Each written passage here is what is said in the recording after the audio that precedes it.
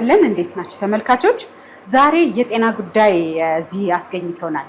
በረዳት ሄልዝ ኬር ተቋም ውስጥ ነው የሚገኘው። ይሄ የምትመለከቱት ኒውክሊየር ሜዲሲን ይባላል። እንግዲህ እንደነገርኳችሁ ከጥቁር አንበሳ ቀጥሎ ብቸኛው በግል ተቋማት ውስጥ የሚገኝ የጤና መንከባከቢያ ማከሚያ ነው። ለኛ ምን ጥቅሞችን ይሰጣል? በተለይም ደግሞ ወደዚህ ሕክምና ከመምጣታችን በፊት የምናደርጋቸው ቅድመ ጥንቃቄዎች ከሕክምናውም ወይም ከቼክአፑም በኋላ ያሉ ነገሮችን ከዶክተሮች ጋር ቆይታ በማድረግ እንድታውቁ አደርጋለሁ። አብራችሁን ቆዩ። ይህን ፕሮግራም ከወደዳችሁት ላይክ አድርጉ፣ ሰብስክራይብ በማድረግ ቤተሰብ ሁኑ። እንዲሁም ሼር በማድረግ ለሌሎች ታካሚዎች፣ ለሌሎች ተመልካቾች ብታደርሱ ደስ ይለኛል። ጥሩ ቆይታ ይሆናል።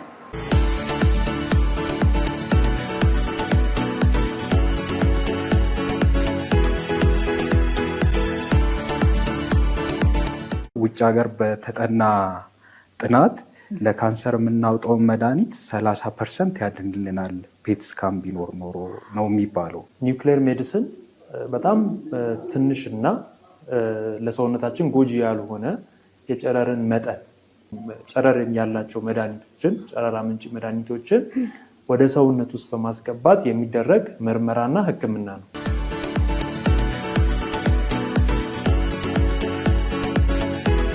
ይሄ ማሽን እንግዲህ ከጥቁር አንበሳ ቀጥሎ በግል ተቋማት እዚህ ብቻ ነው የሚገኘው። ነገር ግን ዘርፈ ብዙ ጥቅም ነው ያለው። የውጭ ጉዞዎችን ያስቀራል። ታማሚዎችም ደግሞ ከወዳጅ ዘመድ ጋር፣ ከጓደኛ፣ ከቤተሰብ ጋር ሆነው ሕክምናቸውን እንዲከታተሉ በማድረግ በኩል ትልቅ ድርሻ አለው። ስለዚህ እንዴት ነው መታከም ያለብን፣ ሌሎችንም ደግሞ የህመም አይነቶችን ከስፔሻሊስት ሐኪሞች ጋር ቆይታ እናደርጋለን። አብራችሁን ቆዩ። በነገራችን ላይ ተመልካቾች ላይፍ ሾን ሰብስክራይብ እያደረጋችሁ ነው። ላይክ ኮሜንት እያደረጋችሁ አብረን ቆይ። ጥሩ ጊዜ።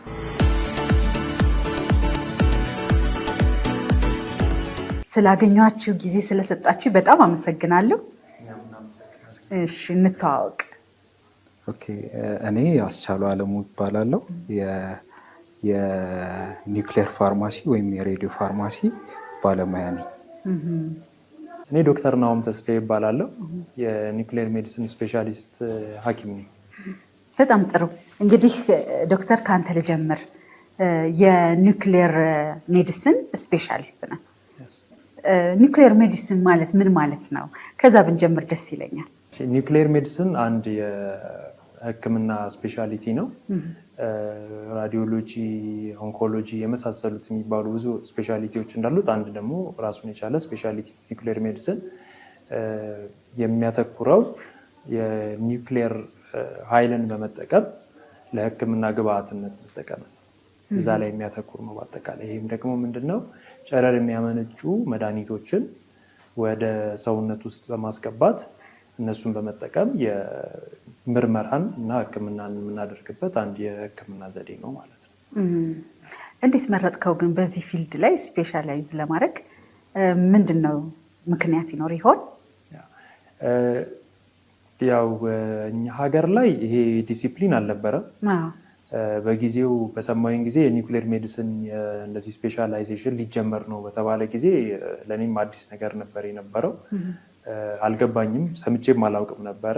ኮንሰርኑም እንደኛም አላውቅም ነበር እንደ ማንኛውም ሰው፣ አሁንም አብዛኛው ሰው እንደሆነው ማለት ነው።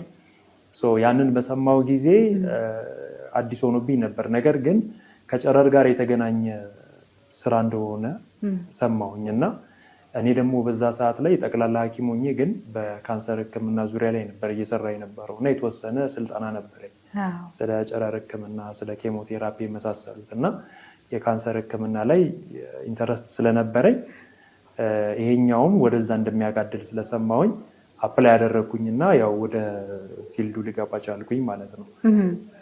እንዳጋጣሚ እኔ መጀመሪያ ባች ነኝ በዚህ በኒውክሊየር ሜዲሲን በሀገራችን ትሬኒንግ ሲሰጥ የመጀመሪያ ባች ተመራቂ ነኝ እና ያው ለዛ ነው ዛሬም እንዲህ የምታየኝ ማለት ነው። አዌርነስ ለመጨመር በዚህ ዙሪያ እየሰራን ስላለን ማለት ነው። ብዙ ዓመት ሰራህ። በስራ ሂደት ውስጥስ እንደው የትኛውን የካንሰር አይነት በስፋት ተመለከት? ከሀገራችን ውስጥ 7 ዓመት ሊሆን ነው አሁን እንግዲህ ጀነራል ሕክምና ትምህርት ከጨረስኩኝ ላለፉት 7 ዓመታት ካንሰርና ካንሰር ዙሪያ ላይ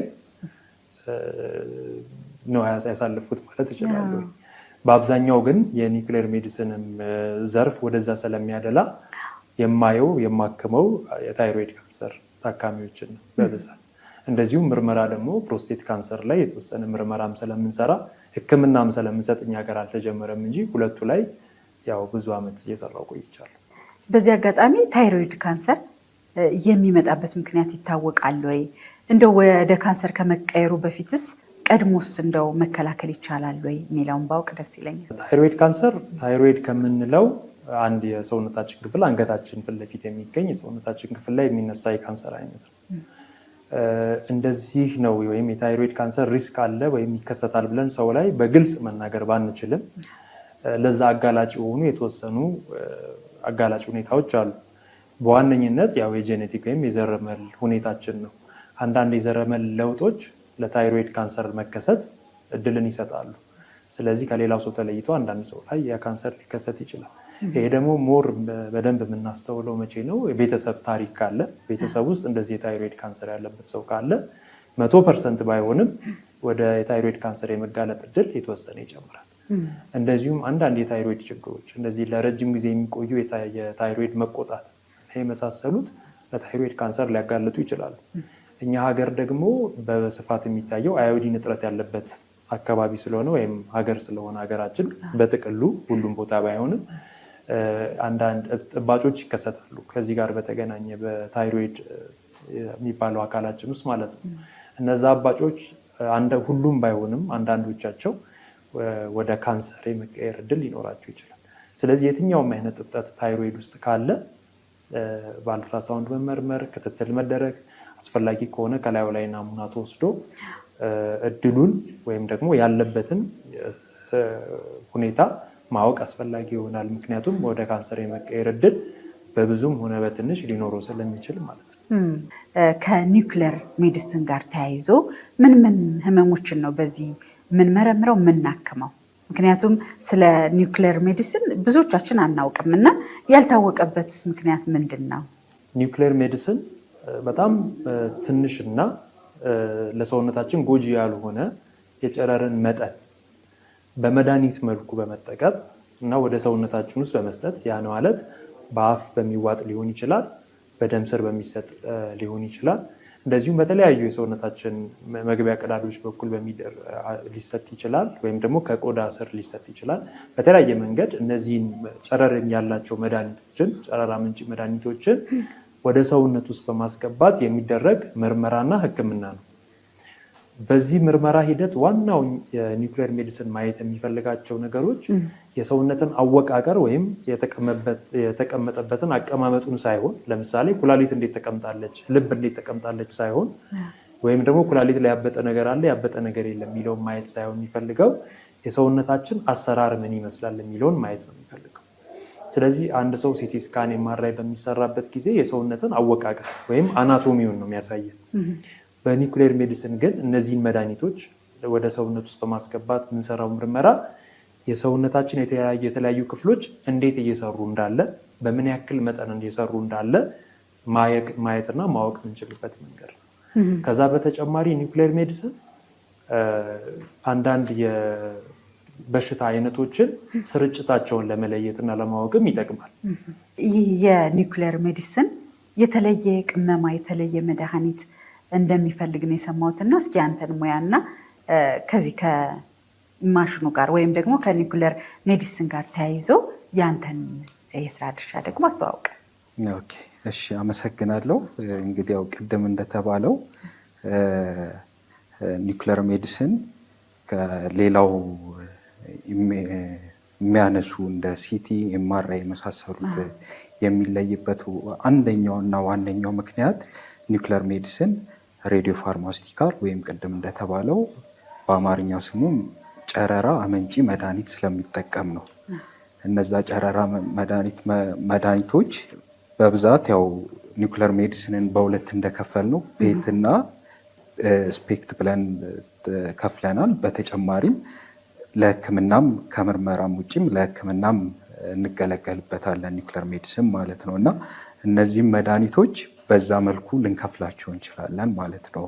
አንድ ለስፔክት ኒውክለር ሜዲሲን የሚያገለግሉ፣ ለፔት የሚያገለግሉ እና ለሕክምና የሚያገለግሉ ብለን መድኃኒቶቹን እንከፍላለን ማለት ነው። ምንድነው እንደዚህ ለመክፈል እንዲያመቸን ያደረገው? የሚያመነጩት የጨረራ አይነት ይለያያል ማለት ነው። አሁን ለምርመራ የምንጠቀምበት መድኃኒት ታካሚው ተወግቶ ከዛ በኋላ ወደምንፈልገው ያ የተወጋው መድኃኒት ወደምንፈልገው የሰውነታችን አካል ከሄደ በኋላ ውጭ ላለው ካሜራ ኢንፎርሜሽን ወይም መልእክት መላክ አለበት። እሱን ለመላክ ምንድነው ሰውነታችንን አልፎ የሚወጣ ጨረራ የሚያመነጭ መሆን አለበት ለምርመራ የምንጠቀምበት መድኃኒት ማለት ነው። ለሕክምና ግን ብዙ ኢነርጂ የሚያመነጭ ሆኖ እዛው ወደምንፈልገው ኦርጋን ሄዶ የሚቀመጥና ከተቀመጠ በኋላ ያለውን ጨረር አመንጭቶ አላስፈላጊ የሆኑትን ሴሎችን የሚገል መሆን አለበት ማለት ነው። እና አብዛኛው እንግዲህ አሁን ሬዲዮ ፋርማስቲካል ወይም ጨረር አመንጫ መድኃኒት የሚባለው እንደ ኖርማል መድኃኒት ነው። ግን ከሌሎች መድኃኒት የሚለየው ምንድን ነው? ጨረር አፍላቂ ንጥረ ነገር አብሮት አለ ማለት ነው። ቀለል ብሎን እንዲገባን ማለት ነው። አንድ የኩላሊት ታማሚ ህመሙ ቢታወቅና ምናልባትም መቀየር ከሆነ ብቻ የሚሰጠው ሕክምና ሊሰጠው የሚዘጋጅ በሽተኛን አንተ ምንድን ነው የምታዘጋጅለት? ጥሩ ጥያቄ ነው። ያው ኒውክለር ሜዲሲን የማይመረምረው የሰውነት አካል የለም ማለት ይቻላል። ለምሳሌ ኩላሊትን ማየት ከፈለግን ኩላሊት ላይ የሚከማች ንጥረ ነገር ወይም ሰብስታንስ መድኃኒት ከጨረር አፍላቂው ንጥረ ነገር ጋር አያይዘን ብንሰጥ ምን ይሆናል? ያ መድኃኒት ተሸክሞ ወደ ኩላሊት ይወስድልናል። ጨረር አፍላቂው ደግሞ መልእክት ለካሜራው ይልክልናል ማለት ነው። በዚህ መልኩ ኩላሊትን መመርመር እንችላለን ማለት ነው። አሁን አጥንትን መመርመር ደግሞ ከፈለግን ጨረር አፍላቂ ንጥረ ነገር ይኖረናል። ከዛ በኋላ አጥንት ጋር ስፔሲፊካሊ ወደ አጥንት የሚሄድ ኬሚካል ጋር እናያይዘዋለን ያ ጨረር አፍላቂ መድኃኒት ማለት ነው። ስለዚህ የትኛውም የሰውነት ክፍል አይሄድም ማለት ነው። የሚሄደው የት ነው? ወደ አጥንት ነው ማለት ነው። ያ ተሸካሚ ወደ አጥንት ይወስድልናል። ያ ጨረር አፍላቂ ደግሞ መልእክት ለካሜራ ይልክልንና መልእክቱን ይነበባል ወይም ሐኪሞቹ ያዩታል ማለት ነው። ያ ጨረራው የሰጠነን መልእክት ማለት ነው። ስለዚህ አብዛኛውን ጊዜ እኔ የምሰራው ሙያዬ ምንድን ነው? እነዚህ ተሸካሚውንና ጨረር አፍላቂውን ማያያዝ ነው። እንደዚህ የምናያይዘው ደግሞ ምንድን ነው? አብዛኛው መድኃኒት ኒውክለር ሜዲሲን ውስጥ የሚሰጠው ምንድን ነው? በደም ስር ነው። በደም ስር የሚሰጥ መድኃኒት ደግሞ ምንድን ነው? ከባክቴሪያ ኮንታሚኔሽን ንጹህ መሆን አለበት። ካላስፈላጊ አቧራዎች ነፃ መሆን አለበት እና እሱን ተጠንቅቀን ነው የምናዘጋጀው ማለት ነው። እና እንደዚህ አይነት ጥንቃቄዎች ያስፈልጋሉ ጨረራ አፍላቂ መድኃኒቶች ሲዘጋጁ ማለት ነው። በተመሳሳይ ሰዓት ደግሞ እኔ የሚያዘጋጀው ሰው መድኃኒቱ ጨረራ አፍላቂ እስከሆነ ድረስ ደግሞ እኔን ጨረር እንዳያገኘኝ በመጠንቀቅ አዘጋጃለሁ ማለት ነው መድኃኒቱ። በጣም ጥሩ። እነዚህ መድኃኒቱን ሊወስዱ የተዘጋጁ ህሙማን ቀድሞም በምንድን ነው መዘጋጀት ያለባቸው? ቅድመ ዝግጅት ይኖራቸዋል ብዬ አስባለሁ። መድኃኒቱ ከተሰጣቸው በኋላ ደግሞ የሚያደርጉት ጥንቃቄ ይኖራል። ቤታቸውም ሄደው ሊሆን ይችላል። እናንተም እያያቸዋቸው የሚቆዩም ከሆነ በፊትና በኋላ ያለውን ጥንቃቄ ብታነሳለን።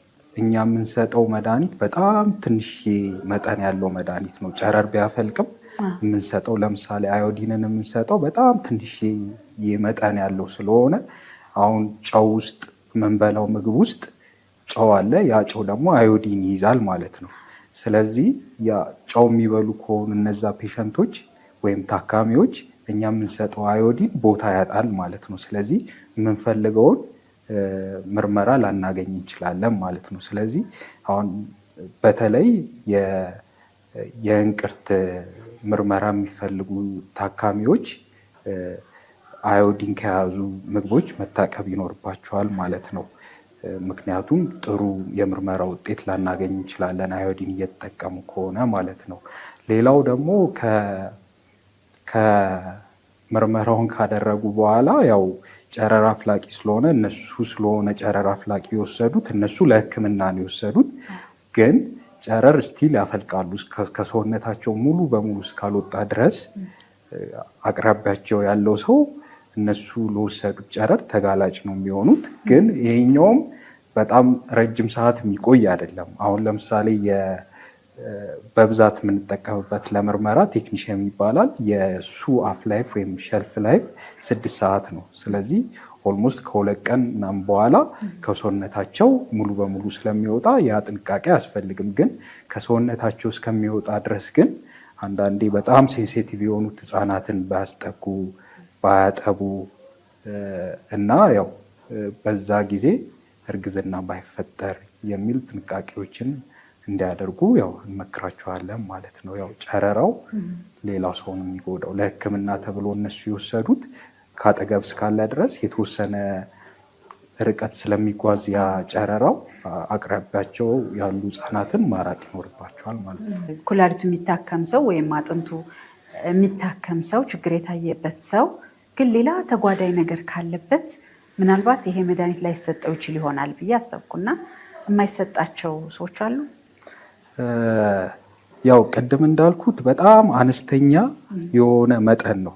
ኢቨን የሰውነታችንን የፊዚዮሎጂካል ቼንጅ የሚያመጣ መጠን አይደለም። ኢቨን አንዳንዴ እነዚህ ጨረር አፍላቂ መድኃኒቶች ከጨረር ጋር ነው ጨረር የሚያፈልቁትን ነው ለምርመራና ለሕክምና የምንጠቀመው እንጂ እነዛን ኬሚካል አይደለም ለሕክምና የምንጠቀመው። እና ያው ከስንት ጊዜ በኋላ አለርጂ ምናምን ሊከሰት ይችላል። ግን በጣም ተከስቶ አያውቅም። ሞሉት ከአንድ እስከ በጣም ሬር ነው የሚባለው በእንግሊዝኛው እና አይከሰትም እና ብዙም እንደዚህ የሚከለክል ነገር የለውም። ያው ኢንዲኬት እስከታዘዘለት ድረስ ማለት ነው። ግን በተጨማሪም ያው በሽታ ባንለውም እርግዝና አለ። የፊዚዮሎጂካል ቼንጅ ነው። እርጉዞች አሁን የሚያወስዱበት ጊዜ አይወስዱም ጨረራ ማለት ነው። ምክንያቱም የወሰዱት አሁን ኩላሊት ታማ የመጣች እርጉዝ ጨረራ ብንሰጣት ሕፃኑ ስለሚጎዳ እነሱ ይከለከላሉ ማለት ነው። ኢቭን ከምርመራው በፊት የእርግዝና ምርመራ ይሰራል ማለት ነው። የእርግዝና ምርመራ የሚሰራው ምንድን ነው? ወላድ እናቶች ወይም እርጉዝ እናቶች ጨረራ አፍላቂ የሆነ ነገር መውሰድ ስለሌለባቸው ማለት ነው። ከመድኃኒቱ ጋር ተያይዞ እንደ ችግር የሚነሳ ነገር አለ። ለምን ይሄን አልኩኝ? ታካሚዎችን በተወሰነ ፕሮግራም አዘጋጅታችሁ ነው የምታክሟቸው እና ምናልባት ከመድኃኒቱ ውጥረት ወይም ሌላ ነገር ጋር የተያያዘ ከሆነ ብናውቅ። በጣም ጥሩ ጥያቄ ነው። ያው ቅድም እንደተባለው ኢትዮጵያ ውስጥ አሁን ፔት ስካን የሚባል ነገር የለም። ፔት ስካን ቢኖር አብዛኛውን ጊዜ ፔት ስካን የምንጠቀመው ምንድን ነው? ለካንሰር ህመምተኞች ናቸው። መድኃኒቱን ከወሰዱ በኋላ ከመውሰዳቸው በፊት ያላቸውን ሁኔታ ያይና መድኃኒቱ እውነት ውጤት አምጥቷል የሚለውን ነገር የምንቆጣጠርበት ሚንስ ነው በምርመራ ማለት ነው። እና ያ ኢትዮጵያ ውስጥ የለም ነው። እና ውጭ ሀገር በተጠና ጥናት ለካንሰር የምናውጠውን መድኃኒት 30% ያድንልናል ፔት ስካን ቢኖር ኖሮ ነው የሚባለው። እና በጣም ጥቅም ያለው ነው። እና ለምንድን ነው የፔት ስካን ኢትዮጵያ ውስጥ የሌለው? ያው ከኢንቨስትመንት አንጻር ነው የማየው። ምክንያቱም እዚህ ማምረት አለብን። ለፔት ስካን የሚሆን መድኃኒት አፍ ላይፉ ወይም የመቀመጫው ጊዜ የአገልግሎት ጊዜው በጣም አጭር ነው። ኢቨን አሁን በብዛት የምንጠቀምበት ኤፍዲጂ የሚባል ለፔት ስካን ምርመራ የሚያገለግል ጨረራ አፍላቂ የአገልግሎቱ ሰዓት 110 ደቂቃ ነው ማለት ነው። 110 ደቂቃ ነው ማለት ነው። ስለዚህ ይህ መድኃኒት ከውጭ እናምጣው ብንል የሚሆን ነገር አይደለም። ያው መንገድ ላይ እያለ ሰዓቱ ያልፋል፣ ከአገልግሎት ውጭ ይሆናል ማለት ነው። በተመሳሳይ ለስፔክት የምንጠቀምበት አሁን እየተጠቀምንበት ያለው ቴክኒሽየም አፍ ላይፉ 6 ሰዓት ነው ዋናው የምንጠቀምበት። ግን ማዘር ሬዲዮኑክላይድ ወይም ያንን የምናገኝበት ሞልቢዲኒየም የሚባል አለ 66 ሰዓት ነው አፍ ላይፉ ማለት ነው። ስለዚህ አሁን ለምሳሌ የምንለካው የዚህ አሁን ለምሳሌ ፓራሲታሞል 1000 ሚሊግራም እንላለን። እዚህ በኒኩለር ሜዲሲን የጨረር አፍላቂ መድኃኒት መጠን የምንለካው በሚሊኩሬ ወይም በአክቲቪቲ ነው እና አሁን ለምሳሌ 100 አክቲቪቲ ብናዝ ከ66 ሰዓት በኋላ 50 ነው የሚሆነው ማለት ነው። ስለዚህ በግማሽ ነው የሚቀንሰው ማለት ነው። ስለዚህ አሁን ከውጭ ነው የምናመጣው 66 ሰዓት ነው ከውጭ እዚህ እስከሚመጣ ድረስ ያው የተወሰነ አገልግሎቱን ጨርሶ የቀረውን ነው የምንጠቀምበት እና በጣም ችግር የምለው ኢትዮጵያ ውስጥ መድኃኒቱ እንደመጣ አይገባም ወደ ኢትዮጵያ። ምክንያቱም አንደኛ ከስተምስ ክሊራንስ ላይ የሆኑ በጣም ፕሮሰሶች አሉ፣ በጣም ረጅም የሆኑ ፕሮሰሶች አሉ። እንደመጣ የሚገባበት ሚንስ የለም። ሁለተኛ ደግሞ የከስተም ክሊራንስ ፕሮሰሶች አሁን ምግብና መድኃኒት ፍቃድ ስታወጪ ከኢትዮጵያ ቴክኖሎጂ ኦቶሪቲ በድሮ ስሙ ከጨረራ መከላከያ ፍቃድ ሲጠየቅ ምናምን እና ብዙ ፕሮሰሶችን ሲጠይቅ ኦልሞስት 2 እና 3 ቀናቶች ጉምሩክ ውስጥ የሚቆዩበት ሰዓት አለ እና ኢቭን አብዛኛውን ጊዜ ልናገኝ ከመጣው መድኃኒት ልናገኝ የሚገባንን ግማሹን ነው የምናገኘው እዚህ ማለት ነው። እና በጣም ችግር የሆነው ምንድን ነው እንደምናመጣው መጠን ዋጋውም ኤክስፔንሲቭ ነው፣ የውጭ ምንዛሬ የሚጠይቅ መድኃኒት ነው እና እንደዛ አይነት ችግሮች አሉ ማለት ነው። እና ኢቭን አንደኛው ምክንያት ኢትዮጵያ ውስጥ ኒኩለር ሜዲሲን እንዳያስፋፋ ያደረገው ምክንያት በአግባቡ የጨረር አፍላቂ መድኃኒት አለመገኘቱ ነው እንጂ እንደ ሌሎች እንደ ሲቲ እንደ ኤምአርአይ ይስፋፋ ነበር እና ዋናው የኒኩለር ሜዲሲን አካል እና በጣም ክሪቲካል ስቴፕ የሚሆነው ምንድን ነው የጨረር አፍላቂ መድኃኒቱን ማግኘትና ማዘጋጀት ነው ማለት ነው።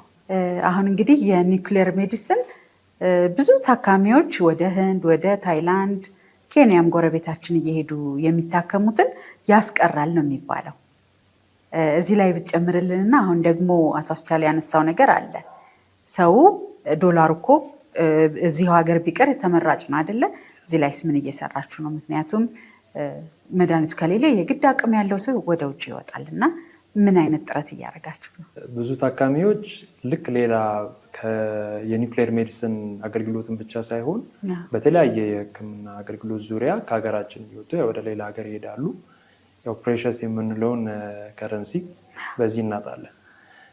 ኒኩሌር ሜዲሲን አትሊስት በእኛ ዲፓርትመንት ለኒኩሌር ሜዲሲን አገልግሎቶች ፍለጋ ወደ ውጭ የሚሄዱ ሰዎችን ለማስቀረት የቻልነውን ሁሉ ጥረት እያደረግን ነው።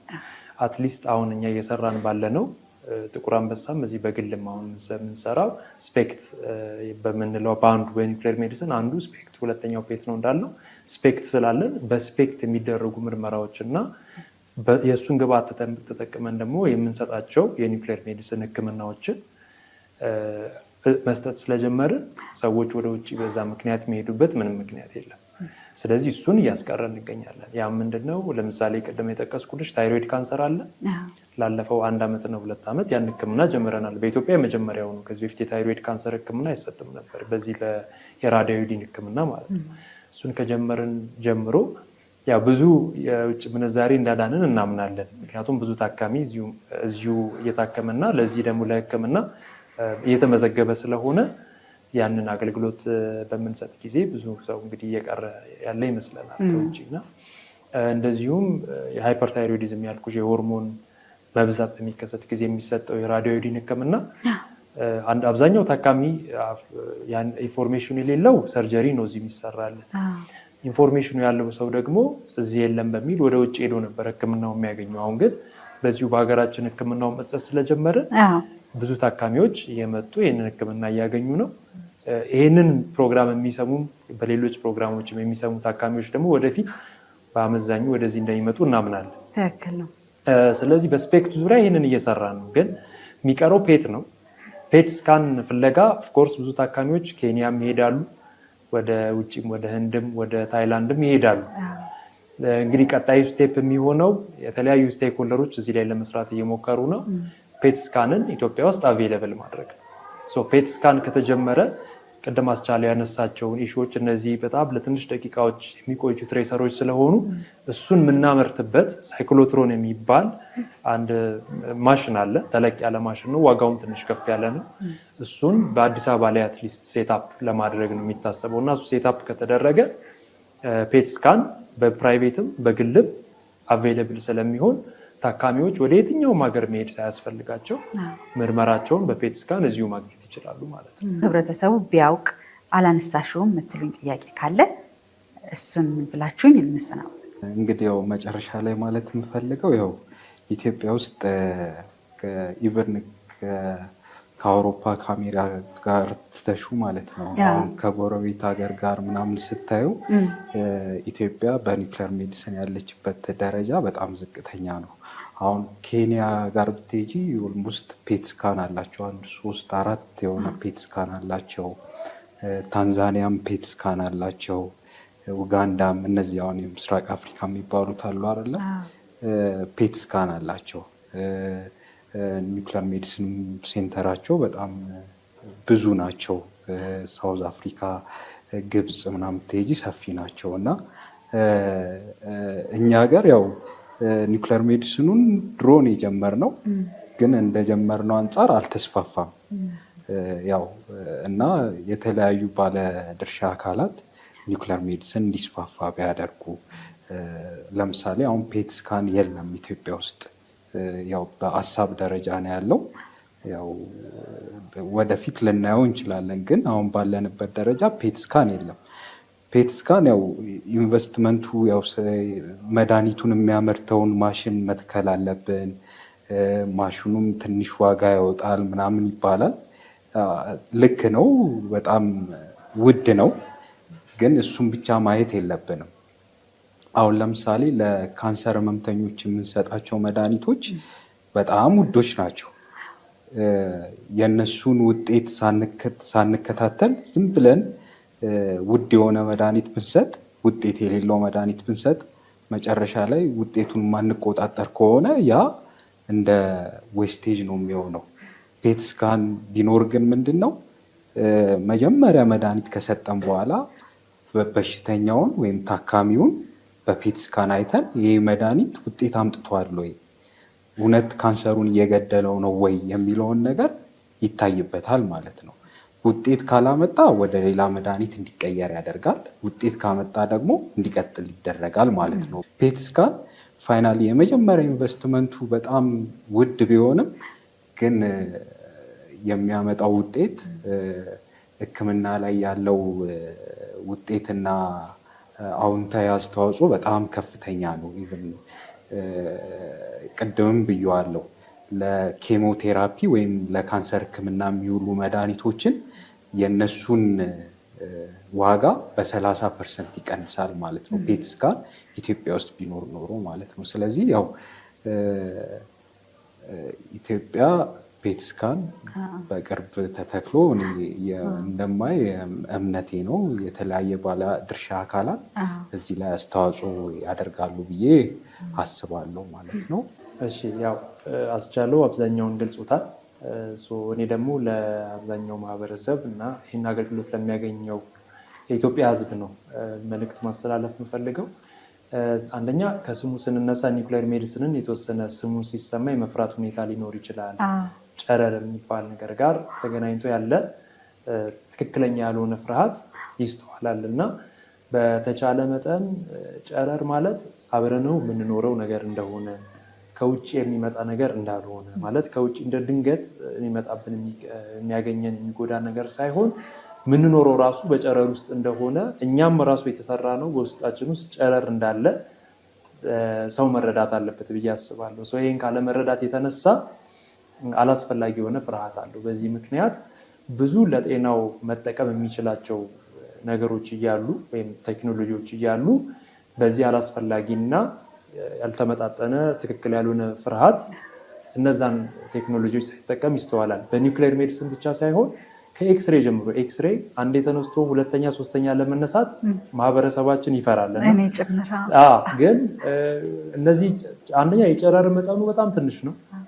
ሁለተኛ እንደው በደንብ በአግባቡ ማህበረሰባችንን እንደ ጤና ባለሙያዎች ስላላስተማርን ነው ብዬ አስባለሁ እንጂ ጉዳቱ በጣም ትንሽ ለሰውነታችን ለጤናችን ዶኩመንትድ የሆነ ችግር የማያስከትል ነው አብዛኛው የጨረር ምርመራ አይነት ማለት ነው። ምናልባት ሕክምና ጋር ስንመጣ የተወሰኑ የጨረር ተጓዳኝ ጉዳቶች ሊኖሩ ይችላሉ።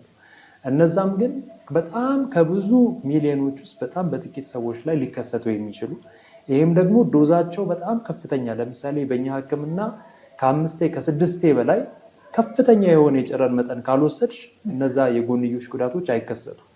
እነዛ 5-6 ጊዜ ደግሞ የመውሰድሽ እድል በጣም ዝቅተኛ ነው እና በዚህ በጣም ረጅም ጊዜ ከመደጋገም የሚከሰቱ ናቸው እና አብዛኛውን ማህበረሰባችንን ይህንን ማሳወቅ እፈልጋለሁ። ትክክለኛ ያልሆነ የጨረር ፍርሃት መታከም ከሚገባን ሕክምና ወይም ማግኘት ከሚገባን ሕክምና እያጎደለን ነው ያለው። ስለዚህ በዚህ ላይ ዌል ኢንፎርምድ እንዲሆኑ እፈልጋለሁ እና ኒውክሌር ሜዲሲን ምንም የሚያስፈራ ሳይሆን እንደውም አጋራችሁ ጤናችሁን በጣም ማስተካከል የሚችል ወደ ውጭ ሄዳችሁ የምታወጡትን ክፍያና ገንዘብ እንዳይኖር የሚያደርግ በሀገራችሁ ከአቴንዳንቶቻችሁ እዚሁ ባሉበት ቤተሰባችሁ ባለበት ሕክምናችሁን ምርመራችሁ እንድታገኙ የሚያደርግ ከፍተኛ እድል ስለሆነ ይህንን እድል በመንግስትም በግልም ላይ መጣችሁ እንድትጠቀሙ መልእክቴን ማስተላለፍ እፈልጋለሁ።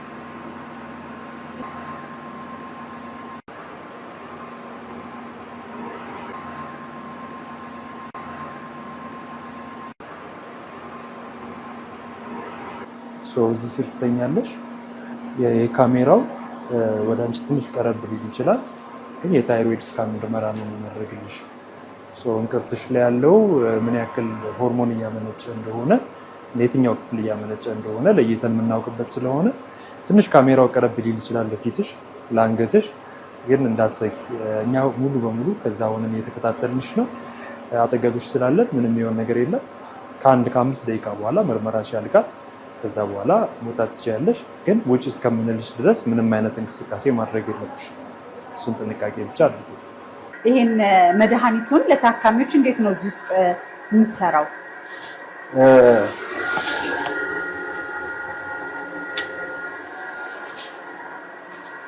አሁን የለም። አሁን ስለሌለ ነው እናንተ የምንገቡ የፈቀድኩላችሁ እንጂ የሚሰራው ባለሙያ ብቻ ነው እዚህ መግባት ያለበት። ያው በር ላይ የሚለው ኢትዝ ሪስትሪክትድ ኤሪያ ነው። ኦንሊ የተፈቀደለት ባለሙያ ነው መግባት ያለበት ማለት ነው። ምክንያቱም ጨረር ያው ባለሙያው ነው እንትን ማለት ያለበት ማለት ነው። እንግዲህ የኛው ጨረር አፍራቂ መድኃኒት የማገኘው ንጥረ ነገሩን ከዚህ ነው ማለት ነው።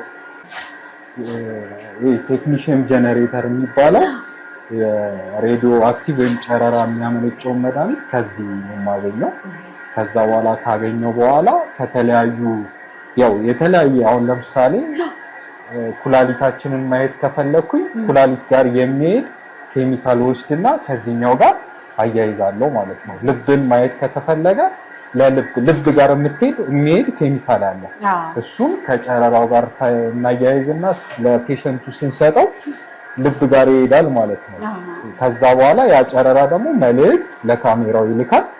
ከዛ ካሜራው ያንን መልእክት ፕሮሰስ አድርጎ ሐኪሞቹ ወይም ያዘዙት ሰዎች እንደሚፈልጉት አድርጎ ያወጣል ማለት ነው። እና እዚህ ጋር ነው የማዘጋጀው። ያው ይሄኛው ሊድ ነው። ሊድ በተፈጥሮ ጨረራ አያሳልፍም። ስለዚህ እኔ በማዘጋጅበት ሰዓት እዚህ አድርጎ ነው የሚሰራው ማለት ነው። ከዛ በኋላ ሰርቼ ለክቼ ከለካው በኋላ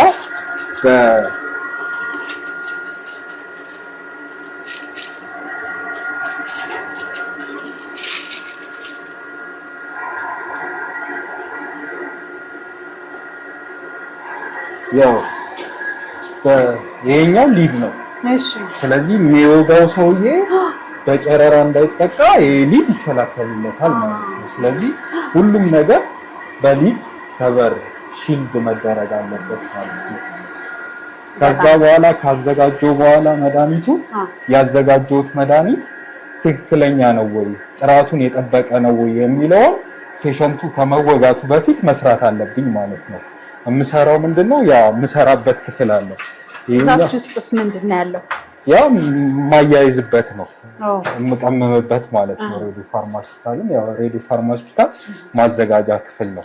ካዘጋጀው በኋላ ያዘጋጀሁት ቀጥታ እንዲወጋ አልፈቅድም ማለት ነው። ለምንድን ነው የማልፈቅደው? የተለያዩ እንትኖች ስህተቶች ሊኖሩ ይችላሉ። ስህተት ያለበት ወይም አላስፈላጊ የተዘጋጀ መድኃኒት ጥራቱን መጠበቅ አለበት። ጥራቱን የጠበቀ መድኃኒት ስለሆነ ለታካሚው መሰጠት ያለበት ታካሚው መድኃኒቱን ከመውሰዱ በፊት የጥራት ቁጥጥር ሰራለታለሁ ማለት ነው። የራሱ ክፍል አለው የጥራት ቁጥጥር መስሪያ። እዛ ካዘጋጀው በኋላ ከዛ ሳምፕል ወስድና እዚህ ጋር ሰራለሁ ማለት ነው። ይሄ ጥራት ቁጥጥር የሚሰራበት ክፍል ነው ማለት ነው። ሳምፕል ከወሰድኩኝ በኋላ ይሄ ማሽን ነው ኮምፒውተሩ ጋር የተያዘ ማሽን ነው ያነብልኛል። ስለዚህ ጥራቱ ትክክል ነው ምናምን ሲለኝ ከዛ በኋላ ለእያንዳንዱ የሚሆን ዶዝ ወይም መጠን ማዘጋጀት ጀምራለሁ ማለት ነው። ግን ጥራቱ ያልጠበቀ ከሆነ አስወግደዋለሁ ማለት ነው።